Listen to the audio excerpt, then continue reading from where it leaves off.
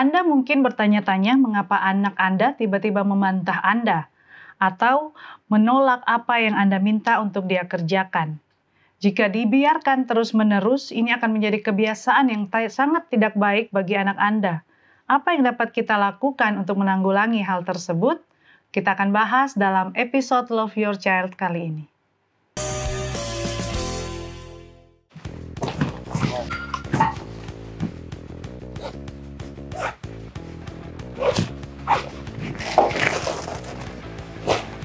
Pelan-pelan dong sayang, kenapa buru-buru begitu?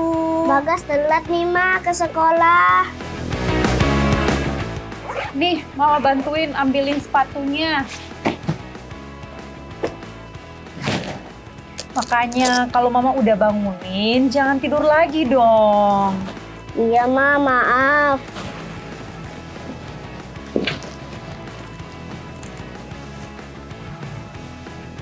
Kak, tolong buka gerbangnya dong Kak. Maaf deh ya, aku sudah terlambat ya. Bagas, ambilin Mama minum dong. Mama tanggung nih kerjaannya. Ntar Ma, Bagas juga tanggung Ma, lagi main. Ntar mati. Aduh.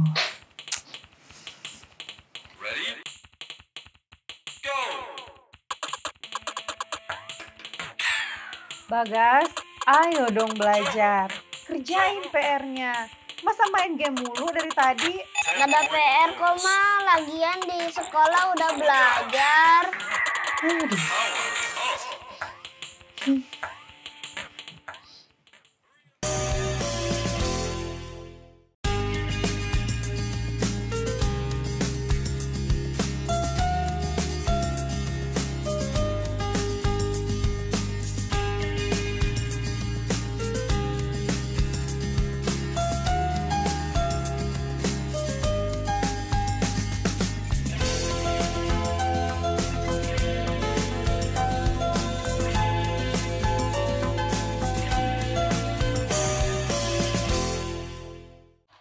Halo pemirsa Hope Channel Indonesia dimanapun Anda berada.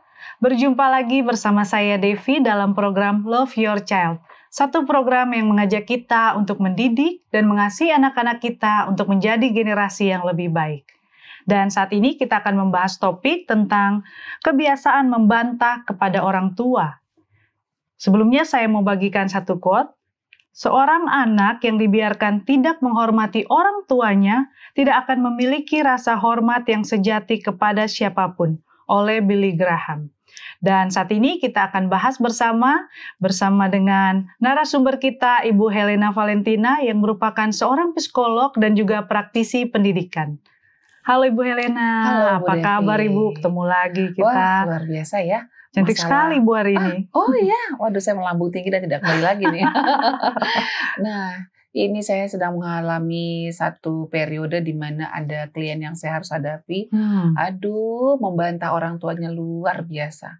Bahkan bisa mengeluarkan kata-kata yang nggak mungkin diucapkan deh oleh anak-anak yang sayang ya sama orang tua gitu. Jadi saya sering melihat orang tuanya itu sedih dua-duanya. Jadi saya pikir kita tepat nih membicarakan soal ini ya. Kenapa sih Bu anak-anak ini bisa membantah kepada orang tuanya? Apa yang menyebabkan mereka berani nih membantah orang tua? Iya, biasanya tuh yang saya perhatikan ya, anak-anak di usia SD ke bawah, kelas 4, 3, 2, 1, TK gitu ya, itu masih periode anak manis gitu ya, periode di mana cukup kita peluk dan kita berikan apresiasi, pujian, udah dia bisa nurut sama kita. Tapi kalau sudah masuk remaja, ini dia nih masa kegelapan akan dimasuki. Perbantahan terjadi ya. Pencobaan buat semua anggota keluarga ya, karena memang sesungguhnya pada saat mereka memasuki remaja, usia 12 tahun seperti itu, mereka masuk ke periode who am I? Who am I without parent?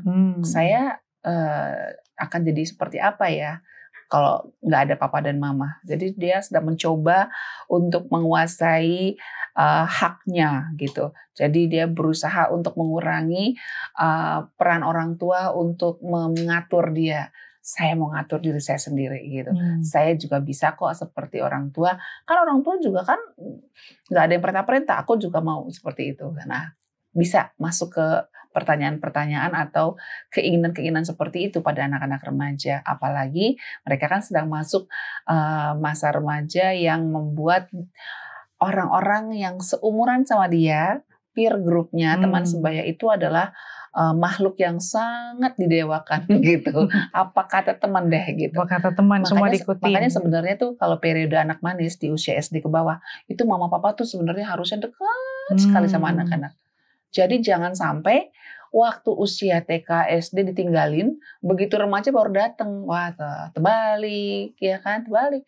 Kalau dia sudah remaja, kita bisa mungkin ya bekerja dan gimana gitu ya, punya keasikan lebih untuk menunjang biaya anak kita misal. Tapi kalau pada saat usia TK, SD, aduh, jangan main-main ya, karena disitulah fondasinya untuk membuat dia saat memasuki usia remaja akan lebih bisa bisa mengendalikan diri, ya lebih bisa mendengar, walaupun tetap aja perbantahan itu tidak mungkin tidak pasti terjadi. Iya. Jadi perbantahan ini seringkali juga membuat orang tua sedih ya Bu ya, sedih, mungkin juga bisa berpikir kenapa ini anak saya ini seperti ini. Apa salah saya? Ya, apa salah saya? Tapi kemudian apa yang harus saya lakukan gitu sebagai orang tua? Apakah saya sebagai orang tua harus melakukan hal-hal yang bagaimana gitu Bu? Tapi kita akan bahas Bu setelah segmen yang satu ini ya Bu ya. Siap. Karena kita akan jumpa lagi pada segmen yang satu ini setelah yang mau lewat.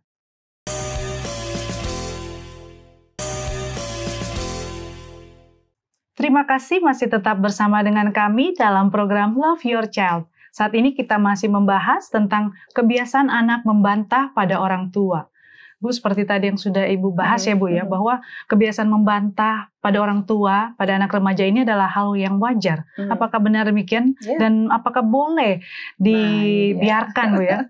Dan kalau misalnya begitu, apa kiat-kiat yang harus dihadapi oleh orang tua? Iya. Terima kasih sekali, pertanyaan yang bagus. Jadi ini wajar, berarti kita boleh biarkan gitu. Tentu saja kita perlu lihat batasannya. Jadi kalau misalnya selama ini waktu masih usia SD kita bilang, nak kita mau pergi ke pesta, kamu pakai baju ini ya. Oke mami, gitu kan. Begitu masuk kelas 6, SD kelas SMP atau SMA barangkali, nak kita mau ke pesta, kita pakai baju daerah nih semua. Kamu pakai ini ya, dress code-nya soalnya harus gini. Ya kan gitu kan. Aku ini kan gak suka itu. Aduh ini old style banget mam gitu kan. Kita kan langsung ngerasa kayak gimana ya. Kita udah sepakat, bukan sepakat ya, kita sudah rancang nih supaya kita kompak, mungkin warnanya senada. Kita sudah warnanya ungu pink gitu kan. Dia pakai warnanya ini dong metalik dong. Sakit mata kan lihatnya kan. Jadi kalau itu yang terjadi, saya pikir tidak ada pelanggaran rasa hormat di situ kan, tidak ada kata-kata kasar di situ. Dia hanya mau menunjukkan bahwa saya juga punya loh pendapat, saya juga punya selera pilihan, seperti itu. Nah, sebelum kita bereaksi, walaupun jengkel banget dong ya, gimana sih nanti kayak ondel-ondel, kita sudah warnanya pink, ungu gitu, violet, tiba-tiba anak kita metalik sendirian gitu. Jadi kita mungkin langkah yang paling aman adalah tenangkan diri. Tenangkan diri dulu. Caranya gimana? Ya paling mudah pakai latihan nafas lah. Tarik nafas dalam-dalam. Gitu, aduh. Ini kayaknya latihan sabar gitu kan. Tarik nafas dalam-dalam sampai akhirnya kita bisa tenang dan merasa bahwa ini ada satu hal yang wajar, dia sedang menuju ke pendewasaan diri. Jadi kita perlu hargai itu. Ya sudah kau metalik, tapi resikonya nanti semua mata akan liatin kamu loh nak. Kamu siap untuk masalah gitu kan. Ya sudah, berarti jalan lah. Ya siap lah orang tua kalau dia jadi, yang penting kan dia tetap tertutup auratnya. Kita kan mungkin punya iman yang tidak boleh menunjukkan aurat pada orang lain. Itu kita harus tegas. Tapi mungkin pilihan warna, pilihan bentuk model, ya kita boleh serahkan kepada anak. Boleh kasih kelonggaran lah. Jadi jangan sampai anak dipaksa untuk berjalan di satu garis. Harus persis seperti kata mama dan papa. Wah, kalau kayak begitu anaknya depresi nanti, ya kan, makin membantai, sedih dia dan merasa bahwa saya ini ternyata hanya jadi anak kecil seumur hidup ya gitu. Kenapa kita nggak kasih jalan yang ada toleransinya gitu loh. Ini batasannya di kiri, batasan di kanan. Kamu boleh jalan di koridor Bebas ini memilih, gitu. Ya kan. Kita bilang pakai bros ini ya daerah ini kan kita kan baju kebaya. Di malah pakai baju itu brosnya tuh bros yang gambar apa gitu, tokoh apa mungkin ya. Iya, Jadi jengkel banget kan kita sebenarnya, ini kebaya kok pakai gitu sih. Tapi emang salah. Nggak ada dosa kan di situ, nggak ada yang dilanggar kan peraturan. Why not, kasih aja gitu. Itu sih yang paling utama. Nah, tapi ketika dia sudah mulai menggunakan kata yang kasar, banting pintu, terus berani teriak-teriak bilang, I hate you mom, I hate you dad, terus ngancem-ngancem lagi, apa gitu misalnya kayak gitu. Wah, kita coba cek dengan hati kita. Kita nyaman nggak dengan sikapnya seperti itu? Kalau nggak nyaman, kita harus tegas gitu. Dan memang menjelang remaja, sebaiknya Bapak Ibu bisa duduk bareng nih. Kita tahu nih bentar lagi dia masuk remaja. Kita ceritakan saja, nak, kamu akan lewati satu masa loh. Apalagi dia sudah menstruasi ya, atau menars ya. Nah itu bisa cerita sama dia bahwa nanti kamu mungkin akan merasa jengkel kalau mama, papa mungkin kasih peraturan yang bertentangan dengan keinginan kamu. Kamu bisa ngomong ya nak, ngomong baik-baik. Karena kan kamu sudah menuju dewasa. Kalau orang dewasa itu dia berbicara, berpikir apa nanti respon orang. Ya kan? Kayak misalnya mama ngomong sama Pak RT, bentak-bentak kayak begini, apa nggak marah Pak RT gitu kan? Atau ngomong sama orang dewasa lain, bisa dibunuh loh. Tuh seperti di koran-koran. Jadi kamu kalau menyampaikan pendapat yang berbeda dengan papa dan mama, boleh. Itu hak kamu. Tapi gunakan bahasa yang santun ya nak. Itu menunjukkan bahwa kamu betul-betul sedang menuju dewasa yang terhormat gitu. Jadi kita ajak mereka berbicara ya Bu ya, berdiskusi. Diskusi, kasih contoh-contoh. Mungkin kita bisa lihat juga di sekitar kita mana contoh-contoh remaja yang bisa ditiru, mana yang enggak banget deh. Lihat tuh akhirnya dia dimusuhin orang kan. Akhirnya orang tuanya jadi sakit-sakitan dan sekarang udah tinggal di ICU kan gitu kan. Misalnya kayak gitu. Kamu mau mama di ICU gara-gara stres mikirin sikap kamu yang suka ngamuk-ngamuk di rumah. Nah, gitu kan. Dan juga sekarang kita mau bahas nih Bu sama tamu kita yang hari ini sudah hadir, Ibu Lani. Halo Ibu Lani, apa suara saya terdengar? Terdengar Bu. Halo Ibu Lani, apa kabar hari ini? Sehat-sehat ya? Ya, puji Tuhan sehat Bu. Ibu Lani boleh perkenalkan diri dari mana dan juga apa kegiatannya sehari-hari? Silakan Bu. Baik, terima kasih. Nama saya Lani Ingrid. Sehari-hari saya bekerja sebagai karyawan swasta. Saat ini saya tinggal di Bogor. Saat ini juga saya sudah seorang putri.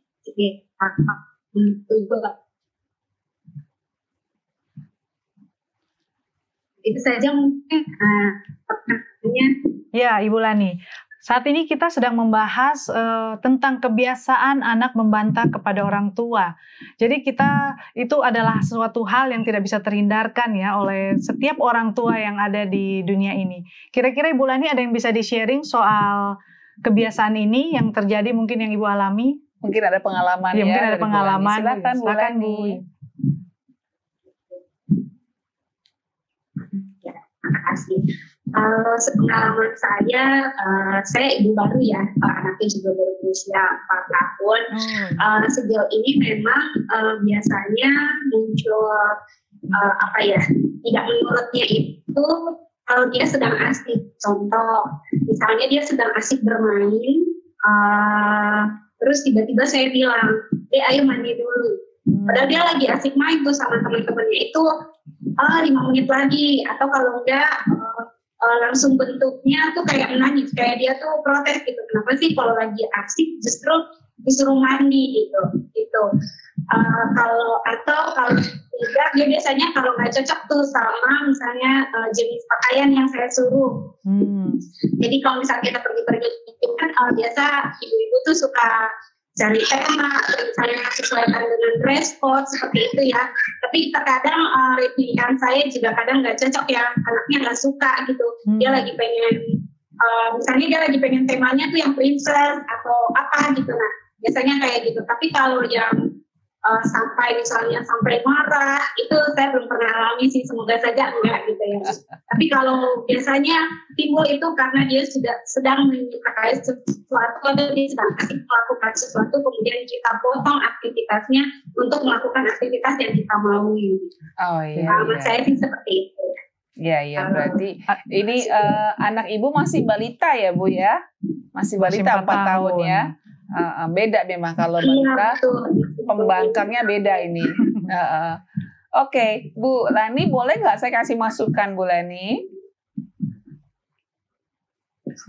Iya. Boleh, Bu. Jadi memang anak-anak ini tidak ada yang baik-baik saja ketika diganggu saat bermain ya. Biasanya mereka akan komplain tuh di sekolah juga begitu.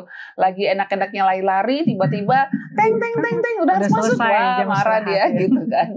Ya, jadi saran saya sih buat Bu Lani, mungkin di rumah bisa dibuatkan ini loh Bu, rangkaian daily rutin dia, ya kan? Misalnya ada karton dikasih, misalnya tali kawat atau tali pancing gitu, lalu dikasih mungkin tanda panah. Nah, lalu ibu tulis tuh saatnya bangun pagi, lalu bangun pagi mandi, makan, berangkat ke sekolah, lalu pulang tidur siang, mandi sore atau bermain dulu misalnya baru mandi sore, lalu mungkin ibadah dan setelah itu tidur malam. Nah itu kan, jadi nanti anaknya yang geser tuh sambil kasih lihat jamnya ya.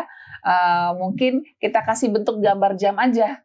Ya, misalnya jam 4 saatnya mandi, dikasih gambar jam, jarum pendeknya menuju ke angka 4, jarum panjangnya ke angka 12. Nah, gitu kan. Nanti saatnya main jam berapa, saatnya ibadah jam berapa. Jadi biarkan dia yang geser itu tanda panahnya sret gitu ya. Dan si anak ini nanti diajarin juga untuk melihat jam. Yang mungkin jamnya ada di atasnya papan itu atau karton itu. Jadi kita bisa bilang, "Nak, coba lihat jam berapa ini?" Oh iya, yang panjang nunjuk ke 12, yang pendek ke 3. Ini saatnya aku main, Ma. Oh ya, silakan main. Ya, nanti sampai jam berapa, Nak? Yang panjang nunjuk ke 12, yang pendeknya ke 4, Ma. Oke, nanti kalau sudah jam yang sama jam 4, kamu mandi ya. Nah gitu, jadi kita bisa ingatkan. Oke, sekarang jam berapa, Nak? Oh, jam 4, saatnya apa sayang? Saatnya mandi, ayo panahnya diarahkan serat gitu. Jadi biar dia memutuskan sendiri apa yang harusnya dia lakukan. Kita tugasnya adalah menyiapkan toolsnya, menyiapkan perlengkapannya, medianya iya. Sehingga dia nggak ada alasan merasa terganggu karena ini kan sudah kesepakatan gitu. Perlu dilatih ya Bu, sehingga menghindarkan pertengkaran atau perbantahan. Tips yang sangat baik ya Bu dari Bu Helena. Jadi Bu, sejak dini pun anak-anak pun bisa, kalau lagi dia tidak suka ya, dia jadi membantah. Tapi dengan yang tips tadi Ibu boleh bagikan itu, masih bisa masih bisa diakalin dengan cara mengajak dia untuk membuat kesepakatan. Tapi kalau remaja memang udah ada kesepakatan pun bisa dibantah sebenarnya. Iya. Jadi kita perlu latihan napas lebih sering lah gitu. Supaya apa? Supaya kita kasih jeda antara reaksi dengan respon yang kita perlu tampilkan. Iya. Memang sih bereaksi mau marah nih, tapi tunda dulu, ambil nafas. Oke nak, oke, gitu. Ingat di pikiran kita bahwa dia sedang bertumbuh. Yang penting kata-kata yang nggak kasar, kita bisa ucapkan kata-kata yang tetap santun. Loh, tapi dia nggak santun, dia ngomong kasar. Lah kalau dia ngomong kasar, kita jangan jawab dengan kasar juga dong. Kan anak cerminan orang tua. Kalau anaknya sudah ngomong nggak sopan, terus kita juga ngomong nggak sopan juga, wah ya sama saja, tidak ada perbedaannya. Dia malah akan semakin menjadi-jadi. Dan pemirsa, demikian untuk segmen kali ini. Kita lanjutkan pada segmen selanjutnya.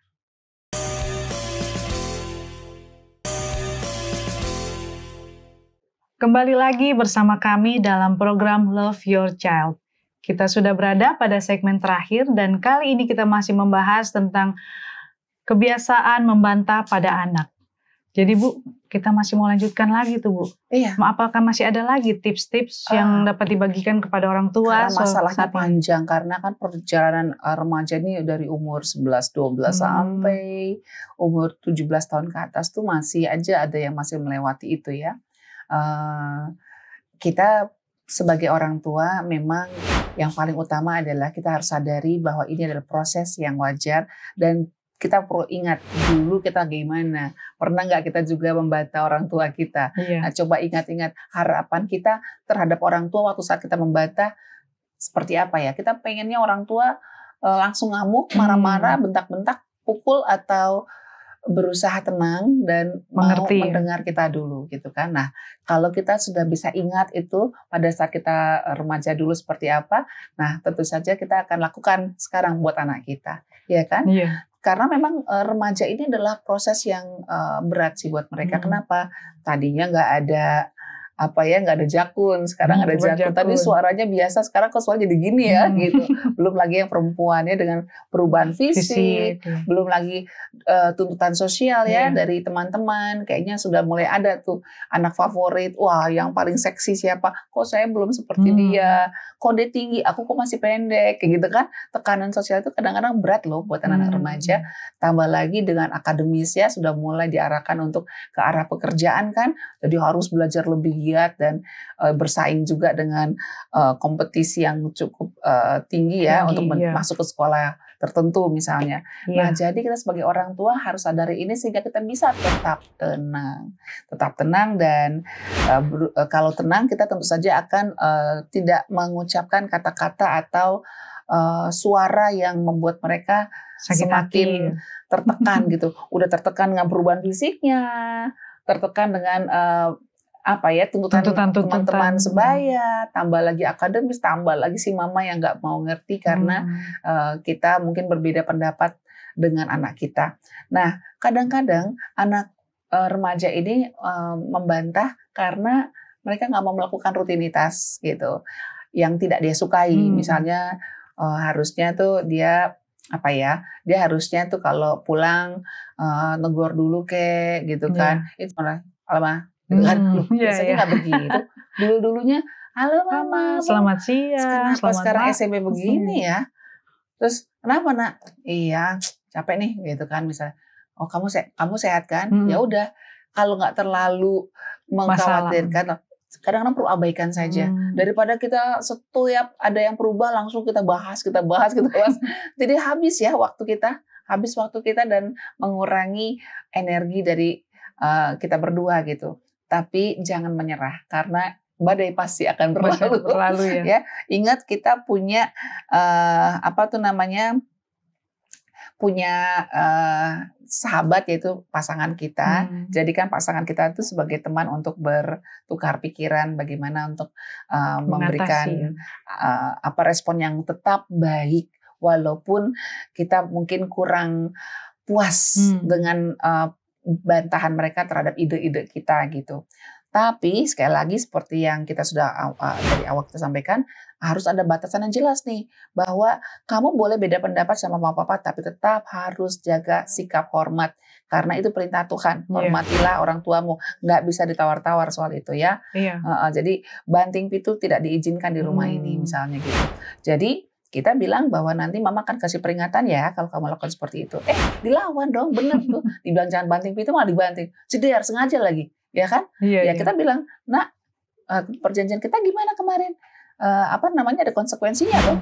Ya kan kalau kamu di masyarakat juga kalau banting pintu coba di kantor orang lain, kamu kena tegur itu. Ya di sini pun seperti itu. Jadi mama harap kamu jangan ulangin lagi ya.